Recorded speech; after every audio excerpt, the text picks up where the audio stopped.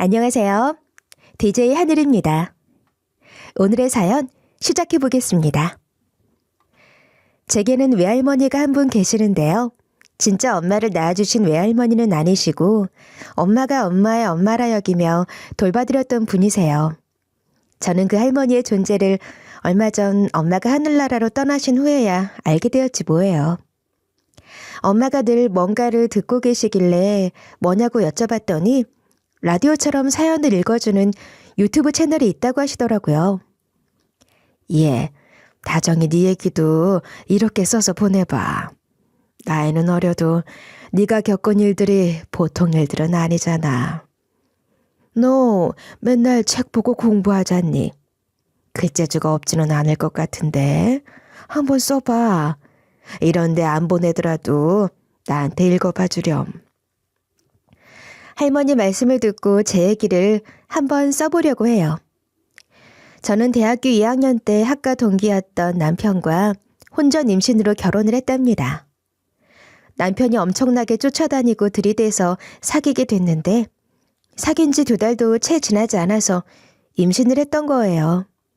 그런데 알고 보니 남편은 제가 입주거에 하던 집에서 나오는 걸 우연히 보고 저를 부잣집 딸이라 생각해서 그렇게 들이댔던 거였죠. 저희 집은 찢어지게 가난하다고 할 수 있었는데 말입니다. 그걸 알게 되자 남편은 싸늘하게 식었고 시댁에서는 결혼 못 시킨다고 들어선 아이는 보내라고 난리였어요. 그렇다고 시댁이 뭐 그리 대단한 집이었던 건 아니고 그저 평범한 수준이었는데 교양으로 치자면 거의 바닥에 가까웠어요.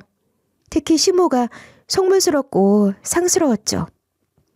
다 쓰러져가는 단칸방에 산다면서 부잣집 딸 행세를 어떻게 했길래 내 아들이 감쪽같이 속아 넘어갔는지 알다가도 모르겠네. 어린 것이 깜찍하게 말이야. 임신이라니? 아직 군대도 안 간 내 아들 발목 잡을 일 있나? 앞길이 구말리인 착하고 순진한 내 아들 얼마든지 좋은 여자 잘 만날 수 있을 텐데 날벼락도 이런 날벼락이 없다. 처음부터 이럴 작정을 했던 게지? 이놈아, 너는 그렇게 여자 보는 눈이 없니? 응? 딱 봐도 지질이 궁상이 없는 집 딸인 게 뻔히 보이는데 말이다. 아, 몰라. 평창동 주택가 그 큰 집에서 딱 편의점 가는 차림으로 나오길래 그 집에 사나보다 했지. 누가 이럴 줄 알았나? 아, 나도 지금 미치겠다고. 나들 어쩌라고. 남편과 시모는 제 앞에서 저런 얘기들을 아무렇지도 않게 할 수 있는 사람들이었어요.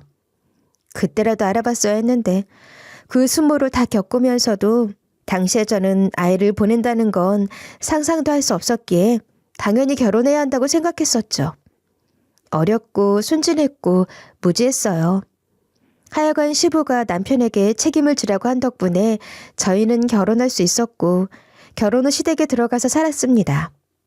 아무것도 없는 학생 부부였으니 어쩔 수 없는 선택이었어요. 결혼할 당시 저는 엄마 여동생과 함께 산동네 단칸방에 살고 있었는데 남편은 부끄럽다며 친정동네 근처에도 한 번 온 적 없었어요. 저보다 엄마가 얼마나 서운하실까 싶어서 속이 많이 상하더라고요. 그런데도 엄마는 서운한 내색은커녕 미안하다는 얘기만 하셔서 더 마음이 아팠어요. 네 아빠가 하는 사업마다 말아먹으면서도 계속 그놈의 사업을 벌이는 바람에 집에 돈이 모일 틈이 있었나 어디. 마지막 하나 남아있던 집까지 날려먹었던 걸 생각하면 지금도 억장이 무너져. 그래도 그 바람에 아빠랑 이혼하고 연 끊고 사는 게 어디야. 난 그렇게라도 된 게 다행이다 싶어. 단칸방도 겨우 구했지만 버스 타는 곳까지 30분이나 걸어 내려가서 힘들게 학교 다니는 너희들 보면서 엄마가 얼마나 미안했는지 몰라. 그런데도 불평 한마디 없이 공부도 그렇게나 열심히 해서 좋은 대학에 장학금 받고 들어갔잖아. 대학 다니면서는 입주과에서 생활비까지 보내고 엄마가 능력이 없어서 우리 딸 고생만 시켰지. 그런 말 마 엄마. 나랑 유정이는 엄마 사랑 넘치게 받고 자랐어요. 내년에 임대 아파트 들어가면 우리 셋 더 행복하게 살 텐데. 너무 일찍 결혼해서 내가 미안해. 임대 아파트에 입주하고 엄마는 정말 좋아하셨어요. 집 가까이 시장도 있고 마트도 있고 큰 화단도 있는 깨끗한 아파트라고 얼마나 좋아하셨는지 몰라요. 이사하고 얼마 뒤 처음으로 남편을 데리고 친정 나들이를 했는데 남편은 집에 머무는 내내 불편한 기색으로 앉아있더니 나오자마자 툴툴거리며 저와 친정을 무시하는 말들을 쏟아내더라고요. 그래도 아파트로 이사했다길래 웬만한 줄 알았더니 임대 아파트는 어떻게든 표시가 나나 봐. 아파트 전체에서 이상한 냄새 같은 거 나지 않았어? 나만 느꼈어? 그리고 복도에 지저분하게 내놓은 물건들 꼬라지 뭐라고. 딱 그런 수준의 사람들이 사는 곳인 거지. 엄마 집이 뭐가 어떻다는 거야. 멀쩡하고 깨끗하기만 하더라. 우리 아파트야말로 오래돼서 낡고 여기저기 벗겨지고 일어나고 관리비 많이 내는 아파트 아니니까 그러려니 하는 거지 뭐. 어떻게든 친정을 무시하고 싶은 남편의 억지를 듣고만 있을 수 없어서 반격을 했지만 남편은 그 뒤로 2번 다시 친정에 가지 않았어요. 남편과 신부는 늘 그런 식으로 되지도 않는 논리로 저와 친정을 노골적으로 무시하고 비웃었죠. 그나마 제일 상식적인 사람이 시부였는데 결혼해서 딸을 낳고 3달쯤 됐을 때 심근경색으로 갑자기 돌아가셨어요. 시모는 장례식 내내 대성통곡을 하면서 그 와중에도 저를 깎아내리느라 정신이 없었습니다. 멀쩡하던 사람이 갑자기 하루아침에 그렇게 됐지 뭐야. 며느리 본 지 얼마나 됐다고 이런 일이 생겨? 사람 잘 들여야 한다는 옛말 그런 거 하나 없지.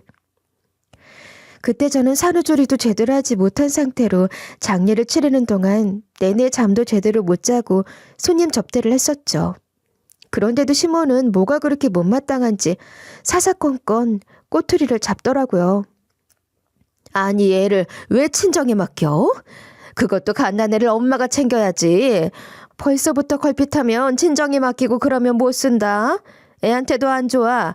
네 몸 편하자고 이 집 핏줄을 할아버지 장례식장에서 빼돌리니? 그래서 갓난애를 데려와 업고 일을 했더니 그때는 또 이러는 거예요. 애가 왜 이렇게 우니? 일부러 울리니?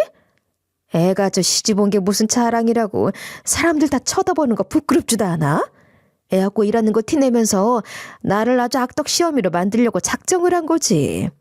손님들 보기 창피하니까 애 좀 그만 울려라. 목구멍까지 올라오는 하고 싶은 말들이 얼마나 많았겠어요. 그래도 삼키고 삼켰어요. 시부 돌아가신 장례 치르면서 저 하나 공격하는 힘으로 버티는 것 같은 시모를 이해할 수는 없었지만 참아주자는 마음이었거든요. 70년대 이야기냐고요? 불과 몇 년 전 이야기예요. Z세대인 제가 그렇게 참고 살았다는 게 믿겨지시나요? 저를 못 잡아먹어 안다는 시모를 보고도 남편은 제 편 한 번을 들어주지 않았어요. 만난 지 2달 만에 임신해서 결혼을 했으니 사실 남편을 잘 알지도 못한 상태였던 건데 알고 보니 세상 찌질한 놈이더군요. 학교 공부도 대충대충.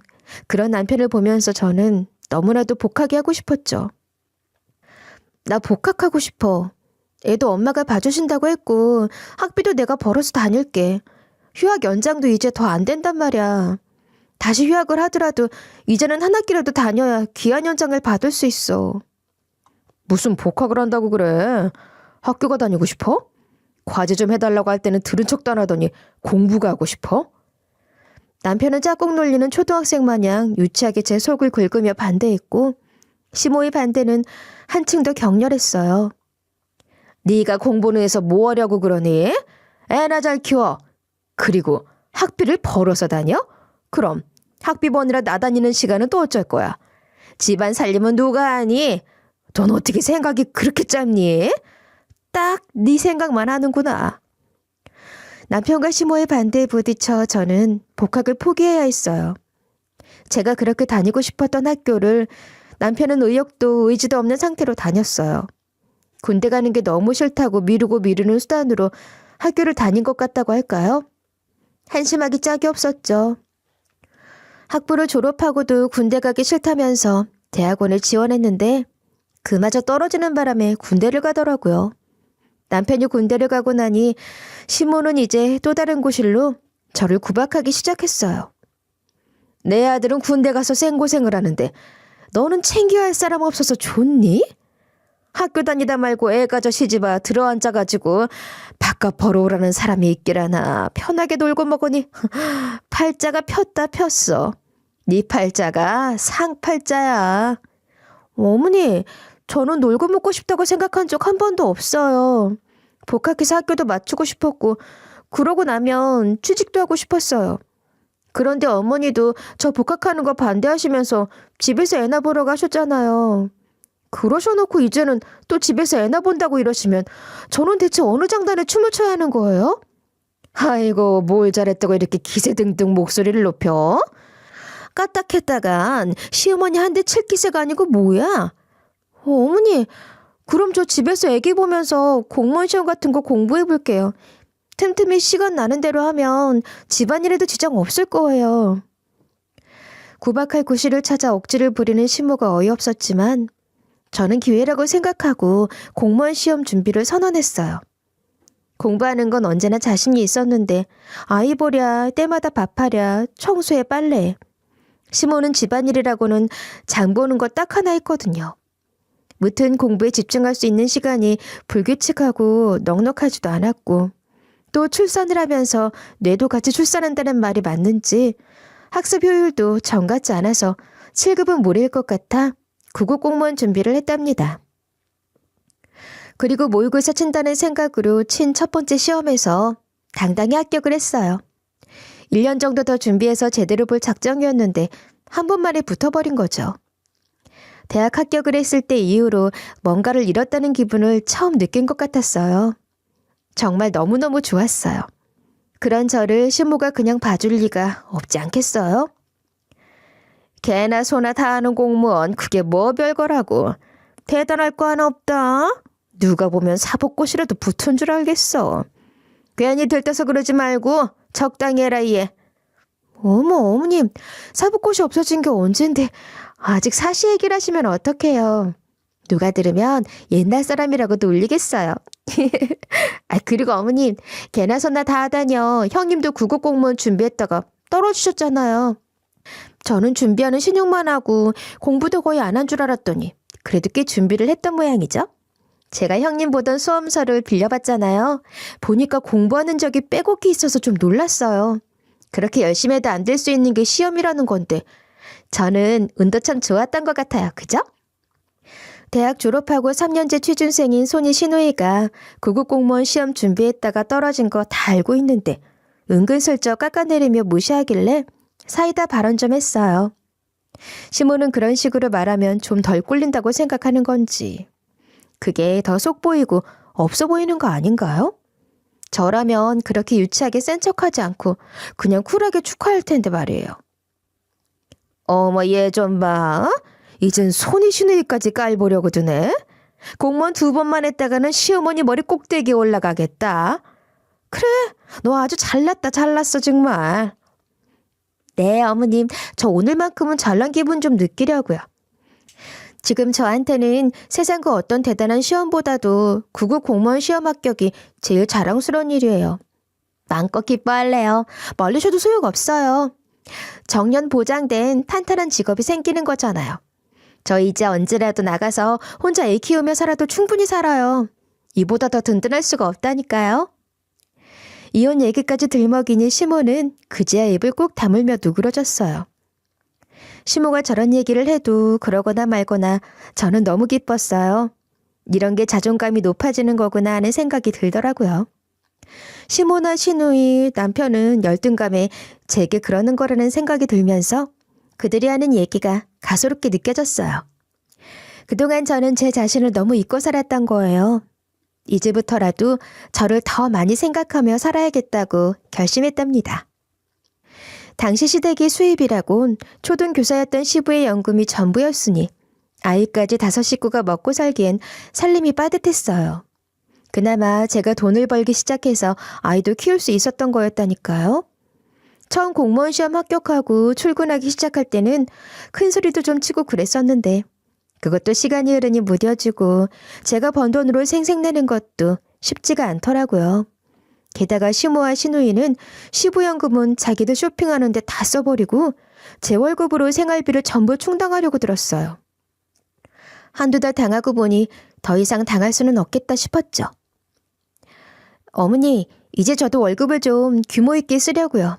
분가도 해야 하고 애 교육비도 만만찮게 들어갈 테니 적금 2개 들었고요. 아버님 연금에 보태서 생활비 할 수 있을 정도 금액으로 정해놓고 보탤게요. 그래야 저도 계획이 설 것 같아요. 분가? 분가는 네가 하고 싶다 그러면 그냥 하는 건 줄 아니? 그렇다 치고 꼴랑 그 돈 몇 푼 벌어온다고 유세 부리는 것도 아니고. 이럴 때 더럽고 치사하고 안 이꼽다 그러는 거지? 아니요, 어머니. 저 유세 부리는 거 맞아요. 유세 좀 부릴게요. 꼴랑 몇 푼이라도 제가 매일 아침 출근하고 온갖 민원 처리하고 쫓아다녀서 번 돈이기 때문에 너무 자랑스럽고 뿌듯해요. 그 꼴랑 몇 푼이라도 지금 집에서 돈 버는 사람이 저 하나인데 유세 부릴 만하지 않나요? 지금 시댁 형편의 현실을 콕콕 집어서 팩폭토 날려줬어요.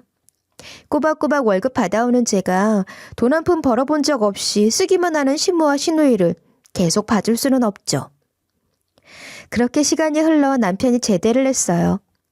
군대는 규칙적인 생활과 규율로 사람을 평균화시켜서 내보낸다던데 남편은 제대한 지 반나절 만에 군대 가기 전에 게으르고 무책임한 사람으로 돌아가더라고요. 차라리 군대에 있을 때가 더 나았나 싶었어요. 지금 경기가 워낙 안 좋잖아. 내가 갈 만한 기업은 신입공채 자체를 올리지도 않아. 거지 같은 작은 회사 다닐 수도 없고. 일단 월급 좀 모아둔 걸로 여행이라도 다녀와서 천천히 생각해볼래? 하하, 정말 대책 없다. 대학원은 무슨 돈으로 다닐 건데? 군대 가기 싫어서 대학원 간다고 했을 때도 솔직히 학비는 어쩌려나 싶었는데 연구실 출근하면서 학비라도 벌 수 있는 것도 아니고 학비 고스란히 내면서 다녀야 하는 거면 현실적으로 감당할 수가 없어. 근데 이 와중에 여행 가겠다는 소리가 나와? 철딱선이 없는 남편은 군대를 다녀와도 나아진 게 하나도 없었어요. 대학원 타령을 계속하면서 취직할 생각은 전혀 안 하는 거죠. 저는 이제 더 이상 그런 남편을 보고도 가만히 있을 호구가 아니었습니다. 나 이제부터 당신 밑에 들어가는 돈은 한 푼도 안 대줄 거야. 다 끊는다고. 일도 안 하는데 집안일도 당신이 해. 내가 돈도 벌어오는데 놀고 먹는 사람들 위해서 살림까지 살아줘야 해? 집안일도 하고 애도 보고 당신이 다 해. 못하겠으면 당신 엄마한테 해달라고 하든지. 그것도 싫으면 취직하면 되겠네. 그냥 해보는 소리 아니고 진짜야. 나 한다면 하는 거 알지? 당장 오늘부터 아무것도 안 할 거고 당신이 집안일 안 하면 나는 애 데리고 엄마 집에 가든 단칸방이라도 얻어나갈 거야. 내가 버는 걸로 애랑 둘이 충분히 살아. 시모도 들으란 듯이 대놓고 큰 소리를 뻥뻥 쳤어요. 그런 거지 같은 시댁에서 살아남으려면 구급 공무원이라는 밥줄 꼭 붙들고 남편을 비롯한 시댁 사람들을 조련해야 했죠. 쌓아놓은 스펙도 변변찮은 마당에 원하는 기업 아니라 어디라도 뽑아주면 감사해야 할 처지에 눈만 높았던 남편은 그렇게 1년을 더 허송세월한 후에야 중견기업에 취직을 했어요. 그랬더니 시모는 자기 남동생 가족들까지 불러 잔치를 열고 난리법석을 떨더라고요. 아이고 우리 누님 금쪽 같은 아들놈 취직했다고 잔치상 차리신다길래 빈손으로는 못 오겠고 과일 좀 샀어요. 주인공은 어디 있는 거야? 축하받아야지. 요즘처럼 다들 살기 힘들다고 죽겠다고 난리인 시절에 이 정도 탄탄한 기업에 취직했으니 잔치하고도 남지. 대기업은 사람을 뽑지를 않는다니 뭐 어떡해. 대기업 다음 가는 큰 회사에 들어가는 수밖에. 근데 내가 대기업보다 낫다 그랬어.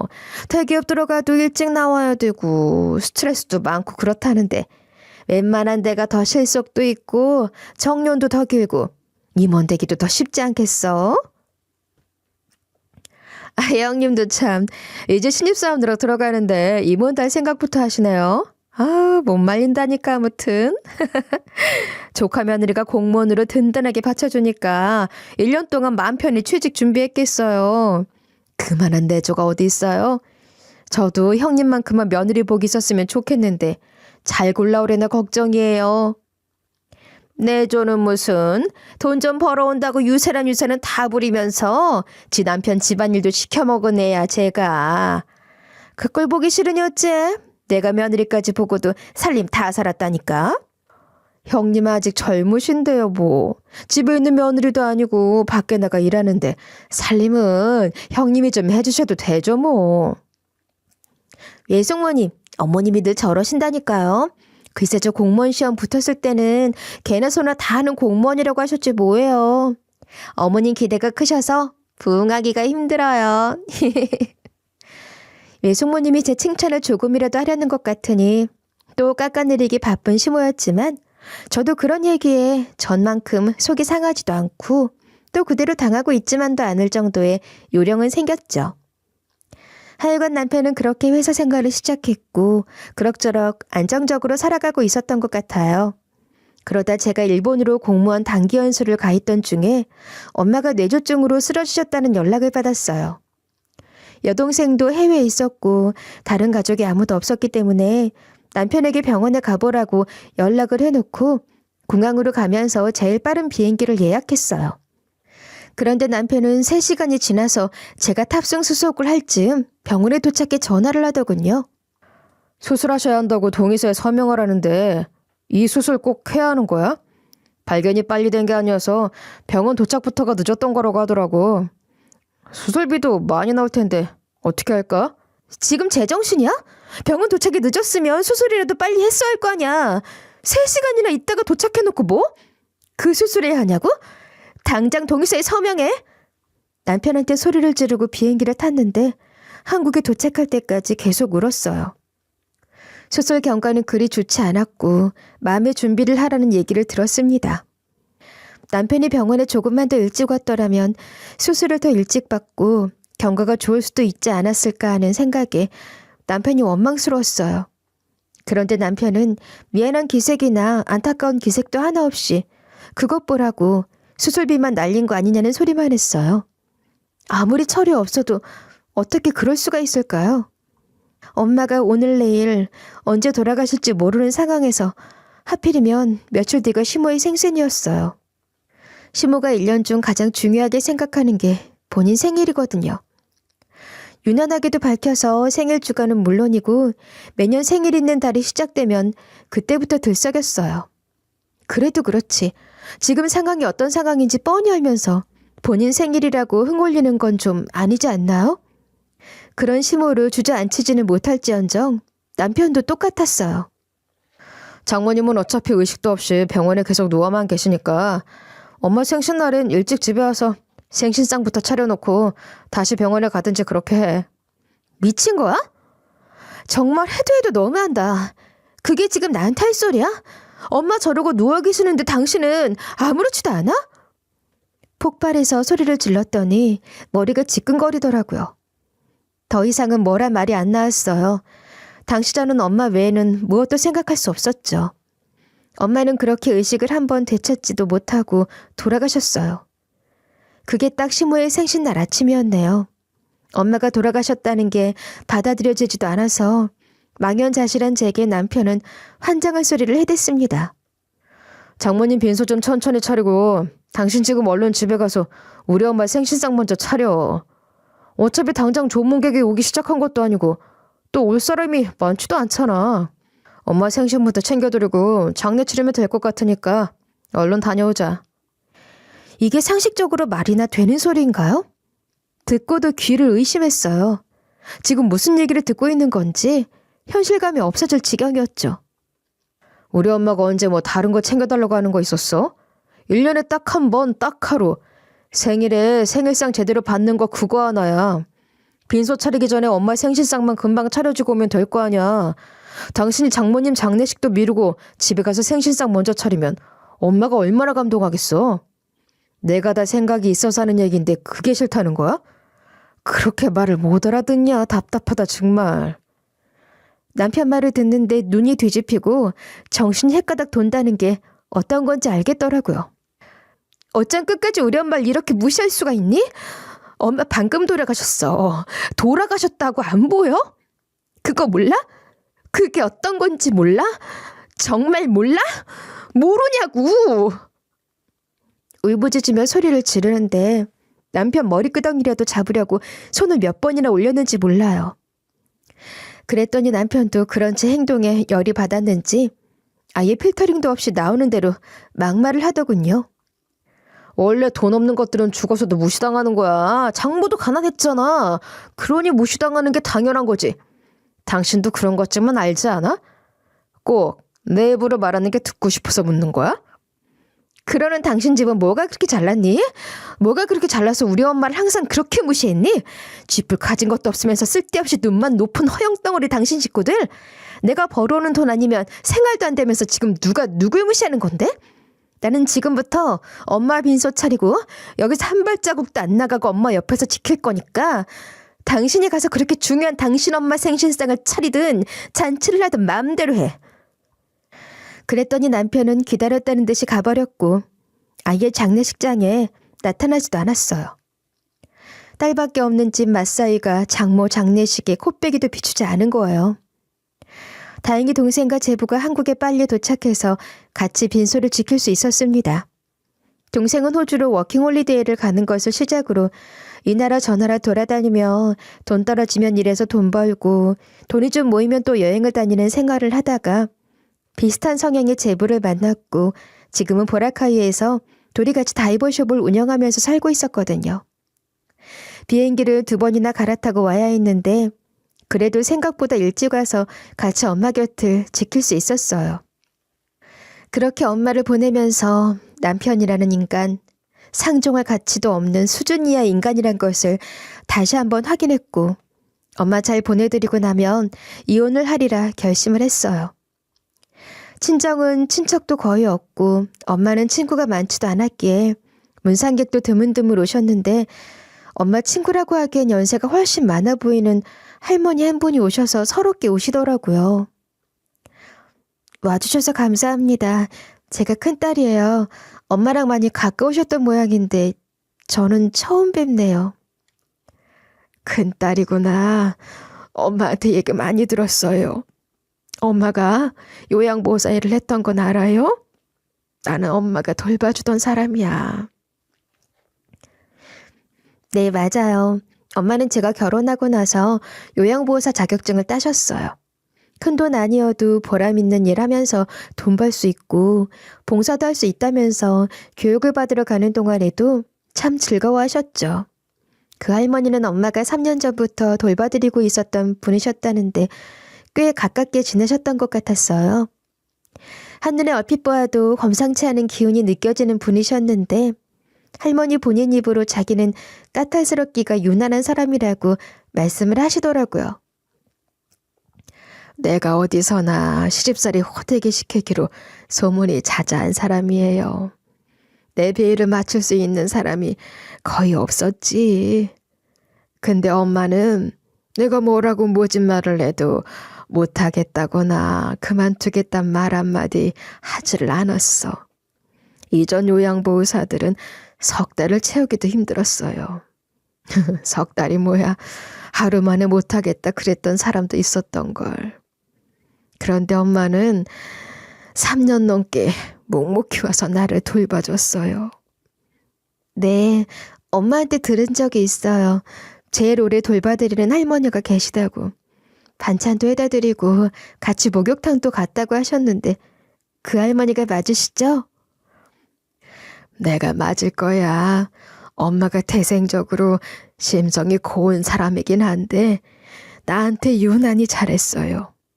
그래서 어느 날인가 내가 물어봤어. 내가 힘들게 할 때도 많은데 도대체 왜 이렇게 잘해주냐고. 어떻게 그럴 수 있는지 너무 궁금해서 물어봤거든. 그랬더니 돌아가신 엄마 생각이 나서 잘해주는 거라고 하지 뭐야. 맞아요. 외할머니는 엄마가 어렸을 때 돌아가셨대요. 엄마도 희미한 기억밖에 없지만 늘 보고 싶다고 하셨었어요. 그 얘기를 들으니까 내 가슴도 먹먹해지는 거지. 나는 자식이 없어요. 그래서 서로를 엄마처럼 딸처럼 여기고 의지하면서 지냈지. 참 잘 지냈어. 그런데 갑자기 이게 무슨 일이야. 이 늙은이도 멀쩡하게 살아 돌아다니는데 그 고운 사람이 이런 편을 당하다니. 참 아까운 사람이야. 자식도 친척도 하나 없는 혈혈단신인 할머니와 엄마는 친모녀 이상으로 마음을 나누며 속 얘기를 하는 사이셨다고 했어요. 장례식장까지 오는 내내 우셨는지 이미 눈이 많이 부어있는 게 보여서 저도 같이 한참 울었습니다. 이렇게 갑자기 떠날 줄 알았더라면 좋은 말을 더 많이 해줄 걸 그랬지. 아무것도 해주지 못한 게 이렇게 후회될 수가 없어요. 내가 저 사람이 너무 고맙고 예뻐서 언젠가는 좋은 선물을 하나 제대로 해주고 싶었는데 그걸 못했어. 아무것도 못해줬어. 그래서 딸들에게라도 그런 내 마음을 전하고 싶어요. 이거 내 마음이니까 받아주면 좋겠어요.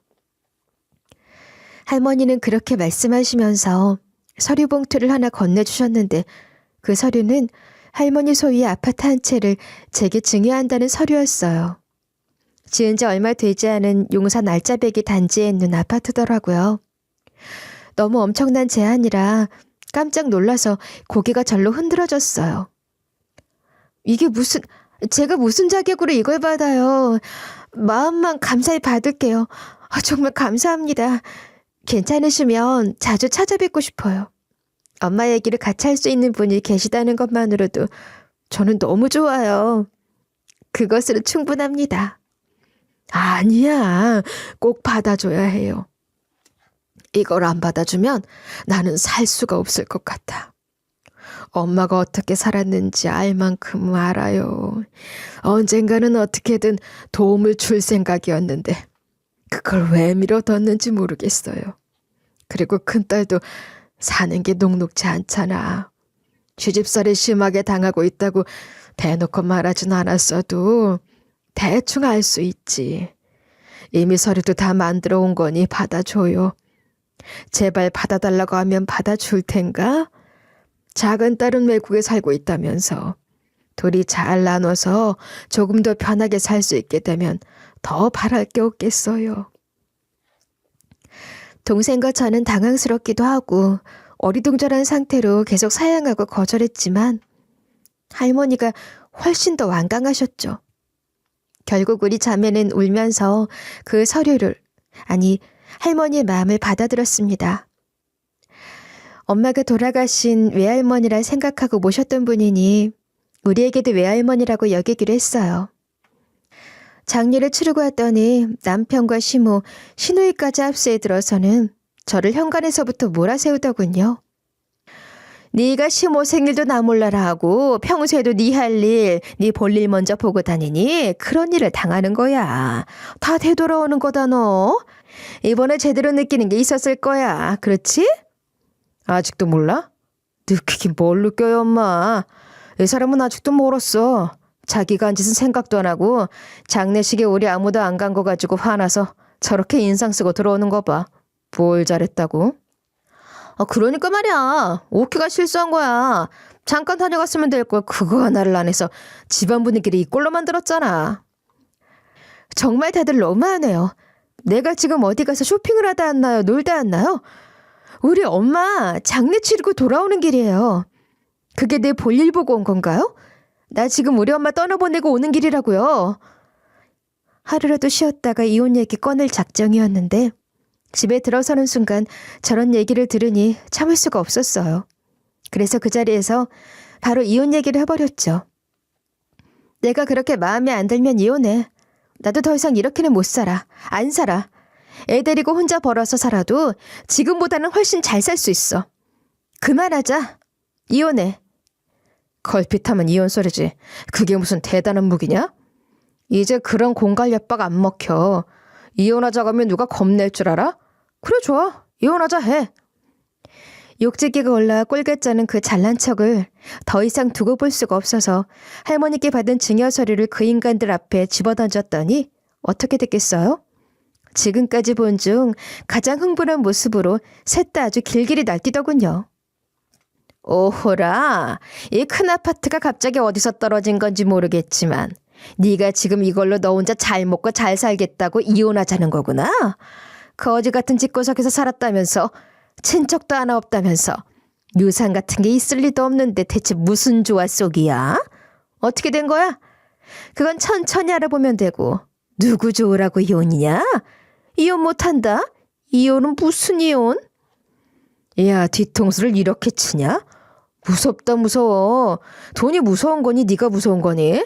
하여간 무섭다 정말. 장례 치르는 동안 무슨 일이 있었던 거야? 이럴 줄 알았으면 내가 가서 지켜보는 건데 말이야.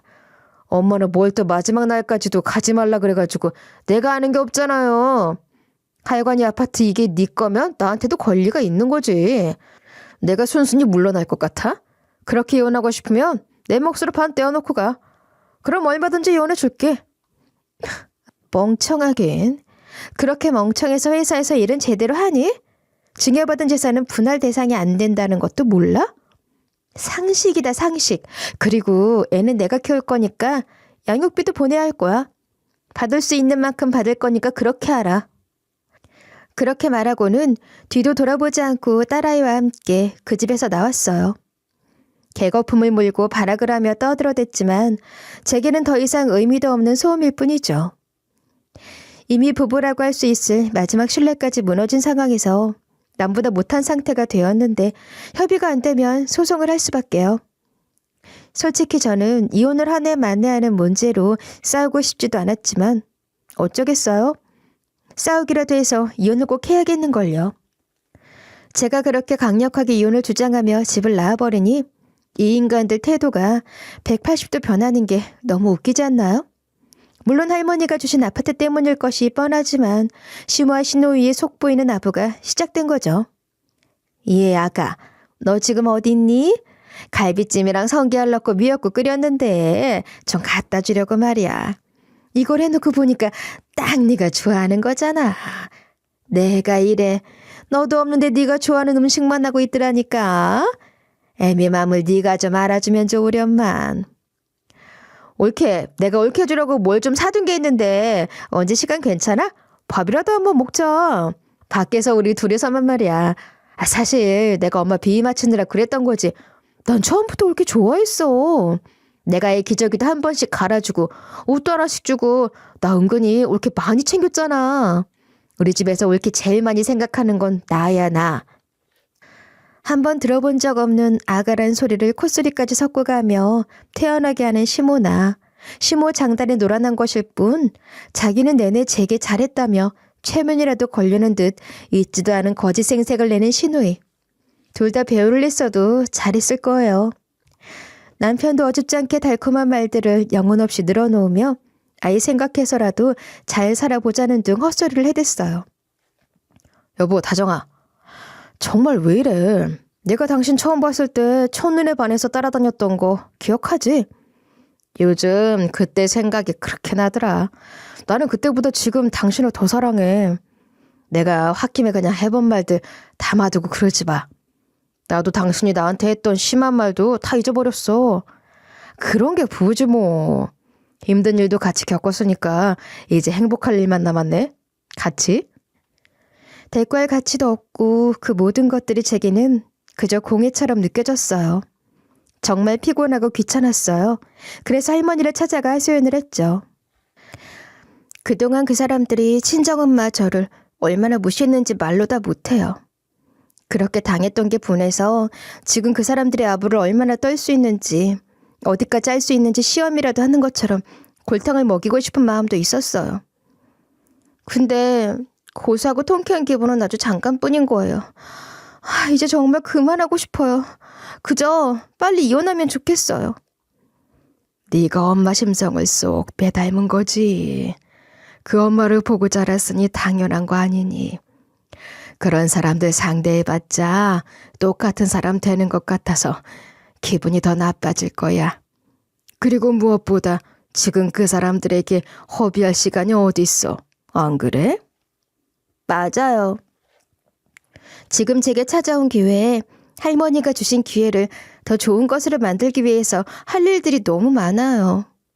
이제 혼자서 아이 키우며 살아야 하니까 저도 더 나은 사람이 되고 싶어요. 대학 공부 제대로 마치지 못한 게 내내 얼마나 아쉬웠는지 몰라요. 대학에 다니고 싶은데 지금 하는 일을 계속하면서 다니는 게 좋을지 휴직을 하는 게 좋을지 고민하고 있어요. 그렇게 시간 날 때마다 할머니를 찾아뵙고 할머니를 통해 엄마 이야기를 들을 수 있는 것도 참 좋아요. 내가 몰랐던 엄마를 할머니는 참 많이 알고 계셨거든요. 그런 얘기를 들으며 할머니와 보내는 시간이 너무나도 감사해요. 할머니는 종로에 커다란 귀금속 상가를 몇 개나 갖고 있는 분이셨는데 엄마는 돌아가실 때까지도 그런 사실을 전혀 모르셨다고 해요. 재물이 늘어나면 재물 때문에 잃는 것들도 많아지는 법인데 그중에 사람을 잃는 건 도무지 적응이 안 됐어. 돈 때문에 사람한테 대이고 상처받는 일이 끊이질 않았지. 자식도 하나 없이 혼자 늙어가는 돈 많은 노인네이니 그 재산 어떻게 해보려고 달려드는 사람들이 얼마나 많았겠니. 그렇게 모여들어 속보이는 알랑방귀나 끼면서 위하는 척 잘하는 척하는 사람들밖에 없었어. 그래서 네 엄마뿐만이 아니고 그 누구에게도 내가 먼저 내 재산이나 하는 일에 대해서 일절 언급을 한 적이 없어. 네 엄마는 나를 그저 꼬장꼬장한 성질 때문에 외롭게 늙어가는 노인네로만 알고 있었는데 그런 나를 있는 그대로 봐주고 진심으로 대했어. 그런 모습에 나는 감동을 받기도 했지만 또 많이 배웠던 것 같아. 그러면서 할머니는 귀금속 상가 관리하는 일을 내가 맡아서 해주기를 바라시는 것 같았어요. 저를 그렇게나 믿어주신다니 너무 감사한 말씀인데 제가 잘할 수 있는 일인지 잘 모르겠고 무엇보다 즐겁게 할 수 있는 일인지 확신이 서질 않아요. 그래서 시간을 두고 천천히 고민을 해볼 작정이에요. 할머니랑도 더 많이 얘기를 할 거고요. 그런데 시모는 그걸 또 어떻게 알아냈는지 한다는 소리가 그 할머니 귀금속 상가가 몇 개나 된다면서? 우리 식구들이 하나씩 맡아서 하면 되지 않냐. 그런 건 원래 남의 손에 맡기는 거 아니야. 식구들이 같이 해야 하는 거지. 그래도 믿을 사람은 식구밖에 없다가 알지? 이따위 어이없는 소리는 이제 정말 그만 듣고 싶었어요. 이 인간들하고는 한시도 더 얽혀있기 싫다는 생각에 이혼 소장을 보냈죠. 지금은 일단 할머니가 주신 아파트에서 딸과 함께 살고 있는데 이렇게 큰 아파트에 살 필요는 없고 처분을 해서 증여세도 내야 하고 동생 몫도 나눠주고 제 몫으로 남겨진 것을 어떻게 사용할지 생각해 보려고 해요. 남편과 시모는 틈만 나면 문자, 톡을 보내며 다시 들어오라고 가족이 같이 살아야지 하며 헛소리를 하고 있어요. 그렇지만 이미 너무 밑바닥까지 보았고 그 사람들은 변할 사람들이 아닌 거죠. 아무리 생각해도 이혼하는 게 맞는 것 같아요. 제 생각이 맞는 것 같죠? 사실 저라고 이혼 결심이 그리 간단하고 쉬웠겠어요? 그랬던 것은 아니었어요. 소장을 보내기 전에 할머니와 마지막으로 상의도 한걸요. 할머니, 다른 건 걱정이 안 되는데 아이에게서 아빠를 뺏는 것 같아서 그게 제일 걸려요. 아이에게 아빠가 필요하지 않을까 하는 생각이 이제껏 제 발목을 잡았던 거기도 했으니까요. 그런 생각은 안 해도 될 것 같아. 내가 지켜보니 그 사람들은 멀리할수록 좋은 사람들이야. 그런 아빠, 그런 할머니 밑에서 뭘 배우겠니? 그런 걱정하지 말고 딸아이에게도 미안해하지 마.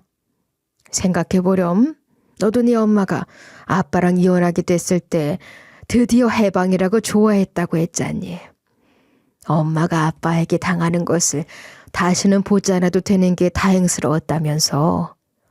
네 딸도 좀 더 잘하면 다 알게 될 거야. 저는 엄마를 잃었지만 엄마를 함께 추억할 수 있는 할머니가 생겼고 멀리 있어도 언제나 힘이 되는 동생이 있고 원하는 공부를 마음껏 할 수 있는 경제적인 여유도 생겼어요. 그리고 소중하고 예쁜 내 아이도 있죠. 하루하루를 꽉꽉 채워 살고 있는 요즘은 하루가 참 짧게 느껴져요. 두려울 것도 없고 앞으로 펼쳐질 나의 미래가 너무나 기대된답니다. 찰스 디킨스가 쓴 위대한 유산이라는 소설 아세요? 무지 유명한 소설이고 영화나 드라마 같은 걸로도 많이 만들어지고 그랬었거든요. 그 소설 제목에서 말하는 위대한 유산이 말 그대로 막대한 엄청난 유산을 말하기도 하지만 어떻게 살아가야 하는지, 무엇이 진짜 중요한 것인지에 대한 깨달음을 주는 것을 의미하기도 해요. 말하자면 성장 소설인 거죠. 엄마가 돌아가시면서 할머니를 통해 제게 주신 위대한 유산은 제가 평생 구경도 못 해본 몸값을 가진 대단한 아파트이기도 하지만 사람을 진심으로 대하고 진실되게 사는 것이 얼마나 가치 있는지 일깨워 주신 것이기도 한 것 같아요. 사랑하는 엄마, 하늘나라에서 할머니와 나 그리고 유정이를 흐뭇하게 지켜보고 있겠지? 나는 엄마가 얼마나 따뜻한 사람인지 크는 동안 충분히 보고 자랐다고 생각했는데 할머니를 통해 몰랐던 엄마를 더 많이 알아가고 있어. 나는 나한테 엄마였던 엄마 모습만 알고 있는 거였더라고. 할머니에게 엄마는 딸이었으니까. 그 모습들은 내가 모르는 모습들이었어. 목욕탕에서 할머니 등도 밀어드리고 같이 장을 보러 가서는 투닥거리기도 하고 그러다가 시장에서 파는 꽈배기 도넛 같은 걸 사 먹으며 화해도 하고 화분도 사다 드리고 핵과일이 나오면 꼭 제일 좋아 보이는 걸로 골라서 먹기 좋게 깎아드리고 할머니 다리도 주물러 드리고 이부자리도 항상 깨끗하게 봐드리고 미지근한 자릿기를 챙겨드리고 건강검진 결과지를 들여다보며 검색해서 드셔야 하는 음식과 피해야 할 음식을 하나하나 적어드리고 그에 맞게 반찬을 만들어드리고 우리 엄마는 할머니에게 그런 딸이었구나. 나도 엄마한테 그런 딸이기를 바랐을 텐데 같이 보낸 시간이 너무 짧았던 것 같아. 결혼할 때부터는 엄마 맘을 아프게만 한 것 같아. 나 공부 잘한다고 그렇게 자랑스러워했는데 대학 졸업도 못하고 우리 엄마 학사모도 한번 씌워주지 못했어. 엄마, 나 지금부터라도 열심히 잘 살 거야. 지켜봐 줄 거지? 응원해 줄 거지? 엄마가 할머니랑 하고 싶었던 것들, 할머니가 엄마랑 하고 싶었던 것들도 내가 다 할 거야. 지금 엄마도 여기 같이 있다면 더 바랄 게 없겠지만 우리 나중에 다시 만나면 그때 여기서 못했던 거 다 하면서 헤어지지 말고 행복하게 살자. 엄마처럼 좋은 사람으로 살게요. 엄마를 생각하면서 편지 쓰는 것처럼 혼자 생각할 때가 많은데 처음엔 하루 종일 울었던 것 같아요. 그런데 이제는 엄마 생각을 하면서 많이 웃어요. 감사한 일들이 너무 많아요. 누구보다도 씩씩하게 살 거예요. 이혼 소송이 마무리되려면 최소 6개월, 길면 1년이 넘게 걸릴 수도 있다고 해요. 지루하거나 지저분한 싸움이 되지 않기를 바랄 뿐이죠. 여전히 소송이 진행 중인데 모든 게 끝나면 소송 결과를 들고 다시 찾아올게요. 그리 오래 걸리지 않기를 바라며 그때까지 다들 건강하시고 행복하세요.